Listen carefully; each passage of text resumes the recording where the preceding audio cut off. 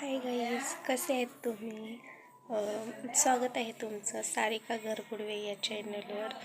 आज मी माझ्यासोबत काय झालं किंवा माझा ॲक्सिडेंट कसा झाला हे तुमच्यासोबत शेअर करते.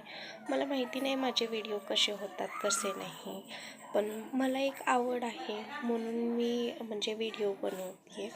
मला व्हिडिओ करायला आवडतं पण. आणि मी तुम्हाला गेल्या वेळेस पण सांगितलं होतं की मी मम्मी आमची गळ्यातलं गाठवते आहे आणि मी तुम्हाला फोटो टाकते, पण मला ते सगळं टाकता येत नाही आहे किंवा बनवता येत नाही आहे. म्हणून मी आपला नाही का सहज त्या दिवशी व्हिडिओ टाकला होता आणि तुम्हाला सांगितलं पण होतं की माझा ॲक्सिडेंट झाला आहे म्हणून माहेरी आली आहे. तर आमच्या मामाच्या मुलीचं लग्न होतं आणि मी लग्नासाठी गावाकडं गेली होती आणि गावाकडून येतानाचा आमचा रिक्षा पलटी झाला. माझे मिस्टर रिक्षा चालवतात. रिक्षा पलटी झाला आणि मी पुढं बसली होते, कारण पाठीमागं सगळीजण बसली होती, आमची फॅमिली सगळीच होती सोबत.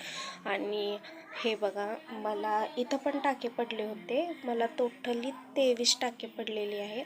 मला इथं पण लागलेलं आहे, परत हाताला इथं पण लागले असं. हे बघा, इथं पण खरचटलं होतं आणि माझ्या हाताला पण लागलेलं आहे. हे बघा, हाताला पण लागले.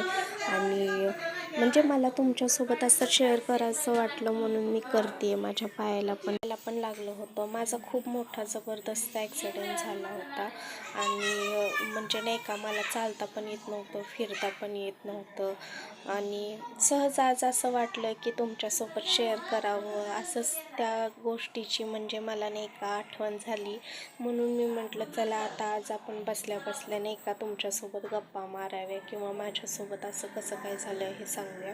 मी मूळची बार्शीकडचीच आहे, पण बार्शीकडून पण जामगावच्या पुढं आमचं एक गाव आहे आणि त्या गावाकडून येताना मी बार्शी सोडली, बार्शीपासून कुर्डुवाडी पण सोडली आणि त्याच्या कुर्डुवाडीच्या आणि टेंभुर्णीच्या मध्येच आमचा हायवेला लय मोठा ॲक्सिडेंट झाला होता. मग मला तिथून नाही का ॲम्ब्युलन्समध्ये टेंभुर्णीतच ॲडमिट केलं होतं आणि तिथून मग आम्ही पुण्याला आलो. मी गावाकडचीच आहे, पण पुण्यात कामानिमित्त आलो होतो आणि मग आम्ही पुण्यातच रिक्षा घेतला आणि माझे मिस्टर आता रिक्षात चालवतात. आणि खूप मोठी जखम झाली होती, ती आता थोडी थोडी भरत आली आहे. तरी घरचे बोलत आहेत की ये म्हणून, पण ते म्हटले की तुला पूर्ण व्यवस्थित बरं झाल्यानंतर ये म्हणून. आणि मी आता माझ्या